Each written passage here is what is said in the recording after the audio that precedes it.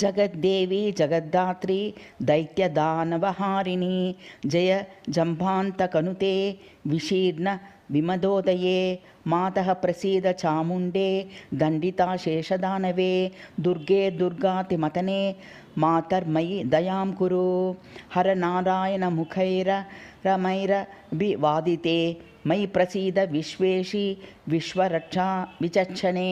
माये मायावहे मातः मङ्गलानां च मङ्गले त्राहि त्राहि भयत्रस्तं संसारार्णव संतलां स्वभावकरुणापूरत रङ्गितविलोचने वञ्चितासुरसङ्घाते वरदा मे भवाम्बिके पाङ्गलोकां च कलया ये परिष्कृताः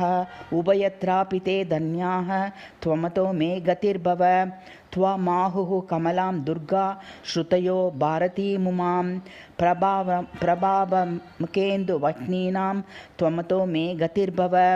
त्वया ततमितं सर्वं हेतुशक्तिः त्वमेकिका त्वया सज्जीवितं मातः त्वमतो मो गतिर्भव त्वं त्रयी त्रिपदीं त्वं हि हविर्हव्यवः क्रतुः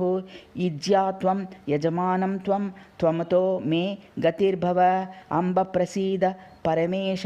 चरिपारिजातवल्लीमीशन्ति वचनानि मुहुः श्रुतीनां पादाम्बुजद्वय परागपरायाणां तां त्वां व्रजामि शरणं भव सुप्रसन्ना।